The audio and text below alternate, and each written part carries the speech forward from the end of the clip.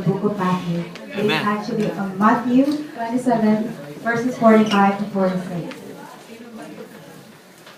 It says, "Now on the 6th hour, darkness fell all over the land, up to the 9th hour.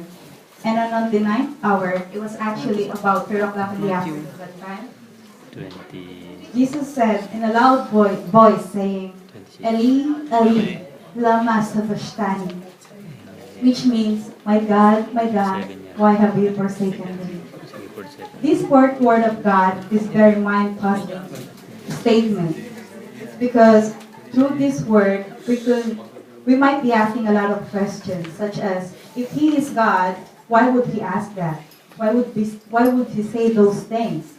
And did God really forsaken Him? Why did He feel forsaken on those times? First of all, Jesus quoted Eli, Eli, lama sabachthani, is because, or my God, why have you forsaken me? To draw out our attention to Psalm 22. If we will recall, Psalm 22 is also started with, my God, why have you forsaken me? Why are you so far when I go for help? It was actually God's way to fulfill the prophecy of David like 600 years ago. Consider verses 11 to 18 in Psalm 22. It says, do not stay so far away from me, for trouble is near and no one else can help me. My enemies surround me like a herd of bulls. Fierce bulls of Bashan have hemmed in line, like roaring lions attacking their prey. They come to me with open mouths. My life is poured out like water, and all my bones are out of joint. My heart is like wax, melting within me. My strength has dried up like sun-baked clay. My tongue sticks to the roof of my mouth. You have laid me in the dust and left me for dead. My enemies surround me like a pack of dogs. An evil gang closes in. They have pierced my hand and my feet. I can count every bone in my body. My enemies stare at me and gloat. They divided my clothes among themselves and throw dice for my garments.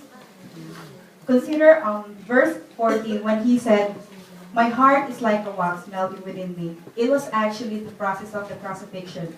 That during the crucifixion, there was too much blood loss that it causes the heart to beat harder and harder, which causes the heart to be fatigued.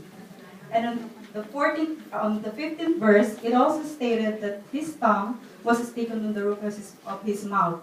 It was actually because of the dehydration. Amen. Some of the Christians or the scientists says that during those times, because of the dehydration of Jesus, it is most certain that those last words of Jesus was really hard to understand because he was already swollen. He could no longer, he could hardly speak at all those times.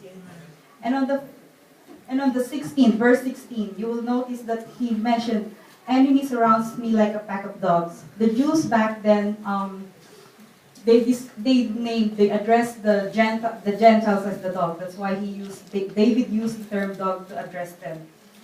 And he even said, they have pierced my hands and my feet. Maybe David, during those times, he doesn't have an idea why he used those terms.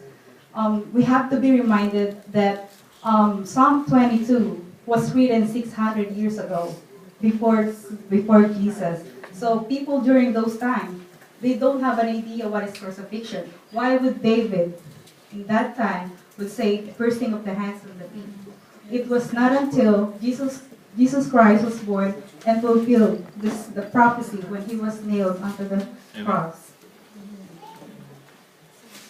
So those questions like, why did Jesus feel that he was forsaken? Many Christians believe that Jesus God is too pure and that he cannot tolerate sin. It is possible that at some moment on the cross, when Jesus became sin on our behalf, that God the Father, in a sense, turned his back upon the Son. It is possible that when Jesus bore our sin in his body, on the cross, the Father spiritually turned away. Actually, even Pastor Rick Warren, in one of his books, he said he actually used the term an ugly sight. He was actually in purpose-driven life. In desperation, Jesus cried, my God, why have you forsaken me? Jesus could have saved himself, but he could not have saved us. He even said